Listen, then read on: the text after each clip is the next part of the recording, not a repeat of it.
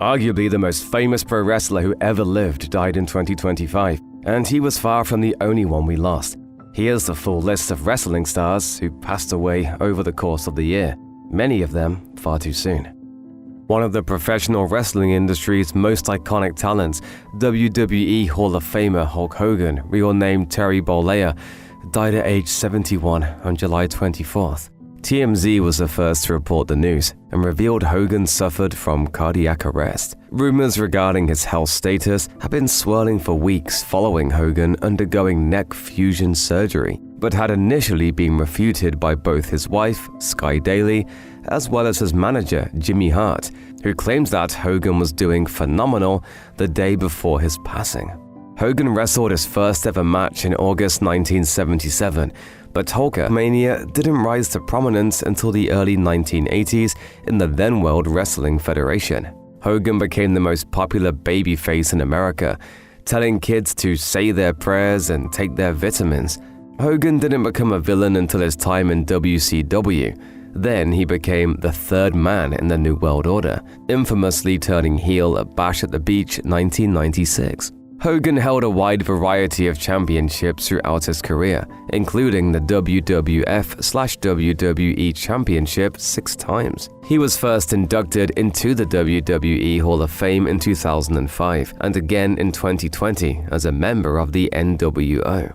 Hogan was no stranger to controversy over the years, from the 1993 steroid trial, where officials thought he would testify against Vince McMahon, to his lawsuits against former friend Bubba the Love Sponge Clem and Gorka Media over the release of a sex tape involving Clem's wife. Hogan was also embroiled in a racism scandal when the National Enquirer released details from the sex tape, where Hogan is heard making racist comments about his daughter's then-boyfriend. Hogan apologized for the comments and worked to put the scandal behind him, and was reinstated to the WWE Hall of Fame in July 2018.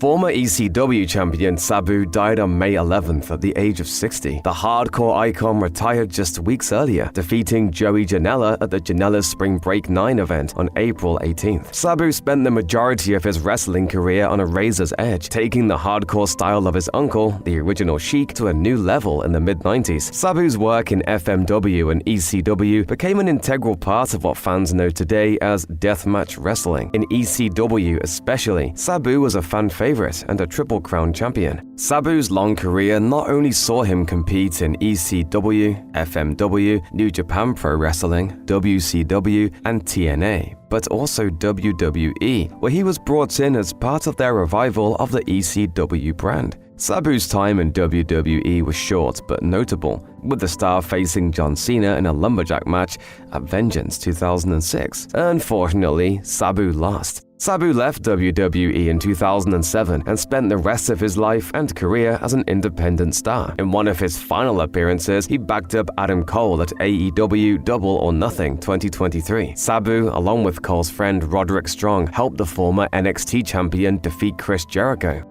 Steve Mongo McMichael died on April 23rd at the age of 67 after a 4-year battle with ALS. I'm glad in my life I never held back anything.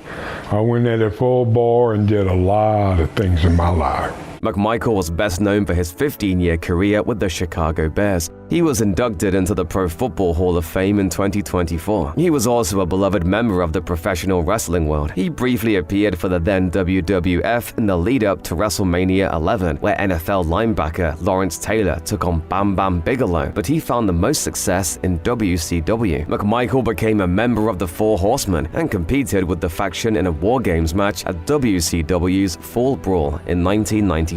During his time in WCW, he feuded with Jeff Jarrett and even won the WCW United States Heavyweight Championship. He wrestled over 150 matches throughout his career. On the day prior to his death, reports indicated that McMichael had been admitted to hospice care after being removed from a ventilator in the ICU. He had been in poor health since his ALS diagnosis in 2021 and battled MRSA early last year.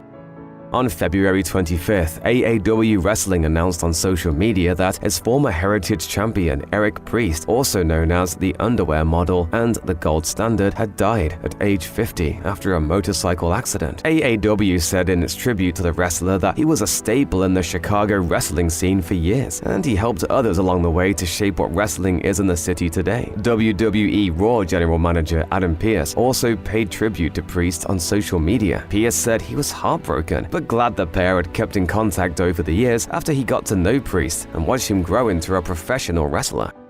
New Japan Pro Wrestling legend Osamu Nishimura died at the age of 53 on February 28th. He died of stage 4 esophageal cancer after his initial diagnosis in early 2024. He had previously battled a cancerous tumor in his stomach, which he worked hard to come back from with various lifestyle changes, and continued on with his legendary career. Nishimura began training at New Japan's dojo and debuted inside its ring in 1991. He competed primarily in NJPW throughout his career, but also spent time in various NWA territories in the United States. He trained under Dory Funk Jr. to hone his skills at the Funking Conservatory in Florida in 2001 and would wrestle there often throughout 2019. He spent the remainder of his career with Frontier Martial Arts Wrestling Explosion. Edward Wiskoski, best known as Colonel De Beers in the AWA, died at the age of 80 on January 22nd. The world's greatest athlete and military strategist. Wiskoski trained under Harley Race and Lord Littlebrook and worked in the Portland, Oregon area in 1972 when he began his professional wrestling career. He worked in the AWA from 1985 until the organization stopped promoting in 1990. During his time in AWA, he feuded with the likes of Superfly Jimmy Snuka and Sergeant Slaughter. Wiskoski held the NWA United States Heavyweight Championship once and the NWA World Tag Team Championship 3 times, twice with Buddy Rose and once with Roddy Piper. He wrestled his final match in January 2005 at Wrestle Reunion in Tampa, Florida. He also ran a wrestling school of his own in Portland from 2001 to 2006 before retiring to Arizona. Ciclón Ramírez, a former CMLL World Welterweight Champion, died at the age of 64 on March 4th, reportedly of a heart attack. The news of his passing was posted to his Facebook page alongside a remembrance graphic. Beginning his career in 1982, he won his first championship as the character Pegaso I, capturing the Mexican National Lightweight Championship in March 1985. He once held the Mexican National Welterweight Championship for 430 days before losing the gold in July 1990. He primarily competed in CMLL, but also worked matches in AAA and other promotions. His last match was in August 2024. Richard Harris, better known by his ring name of Black Bart, died at age 76 on January 9th after a battle with cancer. His wife announced his death on social media. Harris was a former NWA Mid-Atlantic Heavyweight Champion who had worked for WWE, WCW, and WCCW throughout his career, which lasted over 3 decades. He wrestled his final match in July 1999 in McKinney, Texas. Following his death, WWE Hall of Famer JBL posted a tribute to Harris on social media. He wrote that Harris was his mentor who took him under his wing while the pair were in Texas, a place where they even began tag champions together. JBL said that Harris taught him how to become a professional wrestler, and Harris meant the world to him. The Jurassic juggernaut Vince Steele died at the age of just 39 on March 16th. He suffered a medical emergency while working at Pre-Combination Wrestling's Madness at the Mecca event in Ridgefield Park. According to PW Insider, Steele was working a multi-person match when he went down in the corner and a referee began CPR on him as someone else called 911. Police on scene used a defibrillator on Steele and an ambulance arrived 23 minutes after the initial call. The show was stopped and fans left the arena as the performers waited in the locker room until word of Steele's death. BCW confirmed that Steele suffered a heart attack during the event. The promotion said Steele was more than just a wrestler. He was a beloved member of their family and an inspiration to the entire locker room and beyond. Japanese wrestling legend Gran Hamada died at the age of 74 on February 15. Hamada was one of the first trainees at the New Japan Pro Wrestling Dojo in Tokyo, Japan. He was part of NJPW's first set of events back in 1972, but was eventually sent to Mexico to train due to small size. He left for the country in 1975 and learned the art of lucha libre in Mexico's Universal Wrestling Association. He was an innovator of the cruiserweight style of wrestling and worked for other promotions like All Japan Japan Pro Wrestling, though he was beloved in Mexico. Hamada founded UWF Japan in 1990 and had a working relationship with WWE. He also competed in ECW's first pay-per-view, Barely Legal, in April 1997. After his ECW appearance, Hamada would spend the rest of his career in Mexico and Japan until he retired from the ring in 2018. The Lucha Libre world was rocked on March 6th when it was reported that former AAA champion Broderick Shepherd suddenly died at the age of just 32. Shepherd started wrestling as a teenager in 2008 and spent the beginnings of his career in Australia. He left for Canada in 2013, where he was noticed by Conan and offered the chance to work with AAA. He made his debut in September 2013. He held the AAA World Cruiserweight Championship for 211 days in 2018. He also wrestled 2 matches on AEW Dark and returned to Mexico in 2024. His last match was November 16th of that year. Family and friends knew him as Robert Horn, but WWE fans remember him as Sir Mo, half of the beloved 90s tag team Men on a Mission. Horn died on October 19th at age 58 at a Texas hospital. Horn's brother told TMZ that the retired star had dealt with kidney issues for years and his health was declining in the months prior to his death. The other half of Men on a Mission was Nelson Frazier, aka Mabel, who later became known as Viscera. Horn and Frazier had started teaming together outside WWE in 1992 as the Harlem Knights.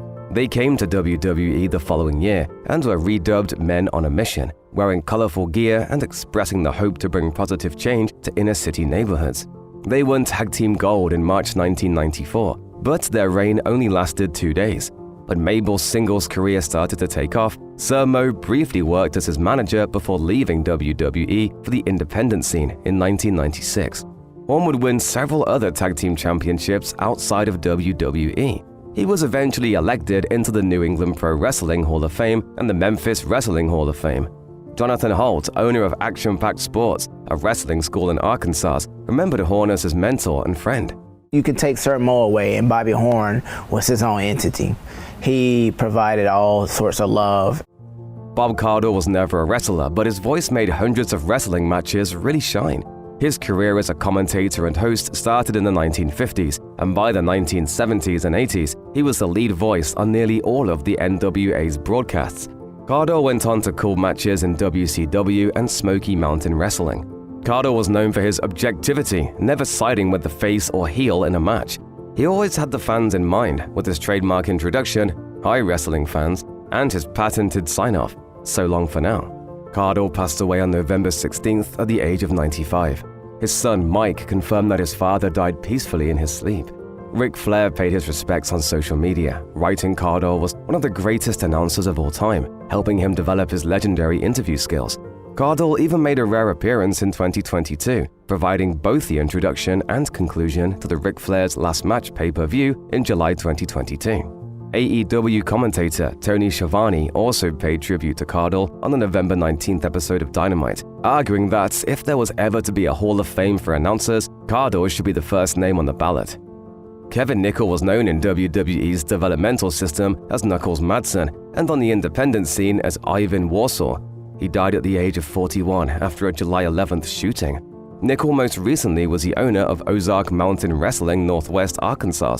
The promotion announced his death on its Facebook page and said he left behind a young son, who they noted was the center of his world. OMW held a celebration of life for Nickel and also honored him in the ring at one of its shows. Nickel was reportedly shot in the stomach in Benton County, Arkansas. Police rushed him to the hospital, but Nickel died before he could receive treatment. As of the making of this video, KNWA has most recently reported that 2 arrests have been made in connection with the shooting. His mother heartbreakingly told the channel, "There's no closure. There's just not." Nickel made his NXT TV debut in May 2013. He competed in a #1 Contenders Battle Royal for the NXT Championship. Jonathan Echevarria, who wrestled in Evolve as Jaka, died from a heart attack on September 7th, just a week after wrestling his final match for Boca Raton Pro Wrestling in Florida. His sister described him as a person who always made the people around him laugh. She had started a GoFundMe campaign for him when was hospitalized in critical condition before his death. Jaka won the Evolve Tag Team Championships twice alongside partner Chris Dickinson. Stars throughout the industry paid tribute to him following his passing. including TNA's Mike Santana and AEW star Ortiz. AEW president Tony Khan was one of the most notable donors to Echevaria's fundraiser. In an update on the GoFundMe, his sister said proceeds would be directed toward an upcoming wrestling school that her brother was deeply passionate about. Black Terry, whose real name was Esteban Morris Castañeda, died from cardiac arrest in Mexico City on April 20th. He was 72. Black Terry had been wrestling since 1973, once as part of Los Temerarios along with Shuel Guerrero and Jose Luis Feliciano. He also portrayed the character Guerrero Maya. The luchador worked for various local promotions in Mexico throughout his career, where he held a variety of titles, including the Jalisco Welterweight Championship. In December 2016, he and Negro Navarro defeated Guerrero Maya Jr., Black Terry's real-life son, and the Panther for the CMLL Arena Coliseo Tag Team Championships. Black Terry was still wrestling in the years leading up to his death. Hisashi Shinma, a Japanese booker and promoter known for his on-screen presence in the WWF from 1978 to 1984, died at the age of 90 on April 21st. He had developed pneumonia following his release from a Tokyo hospital after a battle with COVID. Shinma was involved in New Japan Pro Wrestling starting in its founding year of 1972. As senior managing director, he was one of the forces behind Antonio Inoki's international superstardom. It was Shinma who put together Inoki's fight against Muhammad Ali in June 1976. He was one of the promotion's bookers who negotiated a talent-sharing agreement with WWF. Shinma also formed the Universal Wrestling Federation in Japan after leaving New Japan. He acted as chairman of Real Japan Pro Wrestling and served as its representative director when RJPW evolved into Strong Style Pro Wrestling. Shinma retired in October 2024. Former IWGP Heavyweight Champion and amateur wrestling sensation Salman Hashimikov died of heart failure in a Moscow hospital on May 28th. He was 73. The Soviet heavyweight was a force in the freestyle wrestling world in the late 1970s and 1980s before wrestling for New Japan. He won 2 European and 4 World Championship gold medals in freestyle wrestling. In 1989, though what New Japan dubbed the Japan-Soviet Pro Wrestling Alliance, Hashimikov made his professional wrestling debut against the man who would be his tag team partner, Viktor Zengiev. Hashimikov's most notable feud was against Big Van Vader for the IWGP Heavyweight Championship. Hashimikov defeated Vader to become the 5th man to hold the title, but he only reigned for 48 days. He also wrestled in UWF. Hashimikov and Zangiev traveled to the United States for their only appearance on American soil for WCW's Starrcade in 1990. Not to be confused with the similarly named William Regal, Mr. Electricity Steve Regal died at the age of 73 in July. His death wasn't made public until December 8th though, when the NWA confirmed the news on X. The promotion wrote, "This flashy and charismatic grappler reigned atop pro wrestling's junior heavyweight in 1986, paving a path for generations to come." Regal's cause of death was not revealed. Regal joined Jim Crockett Promotions in May 1986, with his first match, which ended in a draw, coming against Denny Brown for the NWA World Junior Heavyweight Championship. He also wrestled for the AWA, WWF, and Windy City Wrestling throughout his career, winning multiple titles.